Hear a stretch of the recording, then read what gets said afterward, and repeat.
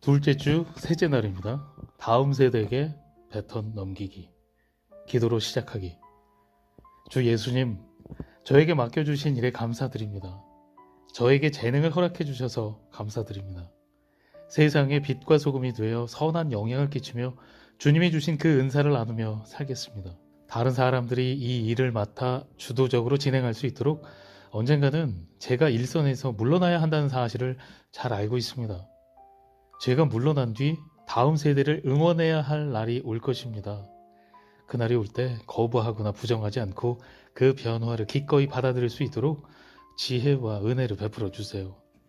주님이 도와주시지 않으면 저는 이 일을 감당할 수 없습니다.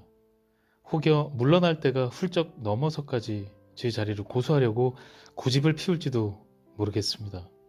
주님, 저를 도와주세요. 저에게 말씀해 주세요. 물러나야 할 때 주님을 따를 수 있도록 용기를 주세요. 비길 데 없는 주님의 이름으로 기도합니다. 아멘. 엘리자베스는 25년 동안 교회에서 ESL, 영어를 두 번째 언어로 배우는 과정, 수업을 담당했다. 학생들이 영어를 배울 뿐 아니라 인격적으로 예수님을 알아가면서 삶의 변화가 일어나는 것을 보았다. 가족 다음으로 인생에서 가장 보람을 느끼는 일 중 하나였다. 그러나 스티븐이 사망하고 자신도 병이 깊어지면서 이제 배턴을 넘겨줘야 할 때가 되었다는 것을 알았다. 그러나 그것은 생각했던 것보다 훨씬 더 힘들고 어려웠다. 처음에 자신과 단 2명의 자원봉사 교사로 시작한 ESL 사역이 교회의 전폭적 지원을 받는 사역으로 성장하기까지 그녀는 자신의 인생을 쏟아부었다.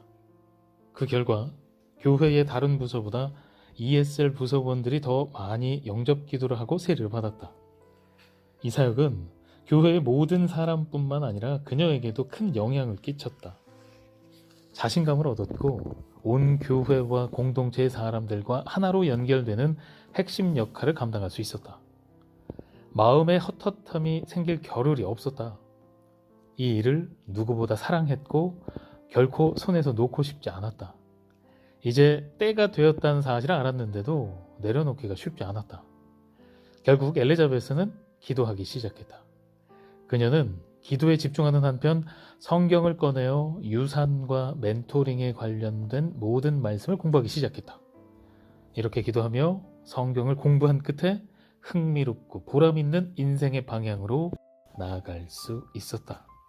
솔로몬은 평생에 걸쳐 뛰어난 지식과 지혜와 기술로 건축과 토목에 온 힘을 쏟았다. 이 일을 위해 어떤 수고도 하지 않았고 자격도 없는 다음 세대들이 그 결과를 누릴 거라고 생각하자 마음이 쓰라렸다. 아름다운 건물들을 짓고 군대를 강성하게 만들며 다른 나라로 통치 영역을 넓히느라 온갖 수고를 다했지만 자신이 죽으면 아들들과 신하들이 그 결실을 누린다고 생각하니 화가 치밀었다.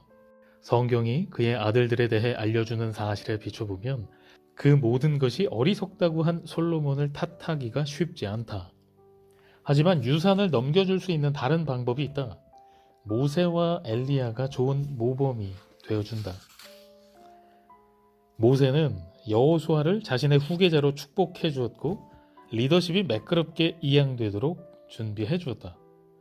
여호수아는 모세에게서 리더십을 넘겨받아 역사 속 다음 여정으로 이스라엘 민족을 이끄는 데 필요한 만반의 준비를 했다. 모세와 엘리야는 기름 부음을 받고 능력 있는 사역으로 하나님을 섬겼다. 두 사람은 하나님의 선택을 받은 역사의 중요한 인물이었다. 그러나 이 지상에서 영원히 살 수 있는 사람은 없다. 평생을 다해 힘쓴 사역을 마감해야 할 시간이 다가오고 있었다. 그리고 세상을 떠나기 전에 그들을 대신할 사람을 뽑아야 했다. 그들은 후계자로 뽑힌 이들을 축복하고 자신들을 대신하도록 준비해 주었다. 우리는 각자 우리 몫의 인생을 살면서 주어진 사명을 감당하고 역사에서 우리에게 맡겨진 일을 해야 한다. 우리를 이어갈 후임자를 세우고 축복하며 준비하게 한다는 개념을 이해하면 후손들이 앞으로 나서도록 우리가 뒤로 물러설 때 큰 기쁨을 누릴 수 있다. 직장이나 교회나 사역지에서 어떻게 마무리하고 물러날지는 자신에게 달려있다. 다음 세대 리더를 축복하고 기쁨으로 물러날 수 있겠는가? 아니면 제때에 물러나지 않고 모두가 고통스럽고 어려움을 겪은 뒤에야 자리를 물려주겠는가? 이 상황에서 가장 필요한 일은 우리가 맡은 사역이나 일이 우리가 아닌 하나님의 일이라는 사실을 깨닫는 것이다. 지금 그 일을 주님의 손에 맡기라. 그런 다음 하나님께 언제 누구에게 그 일을 맡길지 주님의 계획을 알려달라고 기도하라. 그리고 하나님이 맡기실 사람이 누구인지 눈을 크게 뜨고 잘 살펴보라. 우리는 하나님이 주신 지혜와 지식을 이용하여 우리의 후임자나 우리보다 더 어리고 영적으로 미성숙한 사람들에게 조언해주고 도와주어야 한다. 그렇게 해줄 여호수아나 엘리사를 아직 찾지 못했다면 우리가 가진 지혜를 받을 준비가 된 사람을 붙여주시도록 하나님께 기도하라. 주변의 젊은 사람들을 눈여겨보라. 가족이나 이웃, 직장 동료, 교회 친구 혹은 운동하러 다니는 시설에 누군가가 자신에게 조언해줄 사람을 기다리고 있을지도 모른다. 세상 사람들에게는 함께 울어주고 기댈 어깨가 필요하다. 적절한 때에 지혜의 말을 해주고 자기 말을 들어주는 귀가 필요하다. 전혀 알지 못하는 누군가를 위해 바로 이 일을 하도록 하나님은 우리를 부르셨는지도 모른다.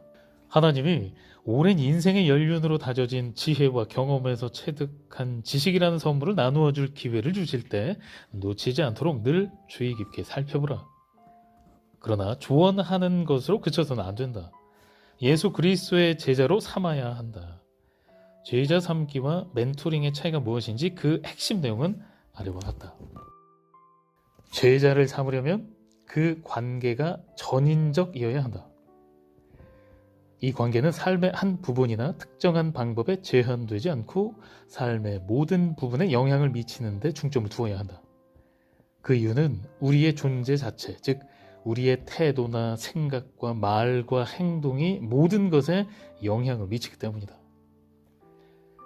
제자를 삼는 사람은 스스로 모범이 되어야 한다. 바울처럼 말할 수 있어야 한다. 내가 그리스도를 본받는 자가 된 것 같이 너희는 나를 본받는 자가 되라. 고린도전서 11장 1절. 그는 이전에 나처럼 되라거나 이전에 내가 하던 대로 하라고 말하지 않고 지금 내 모습대로 되라 혹은 지금 내가 하는 것처럼 하라고 말한다.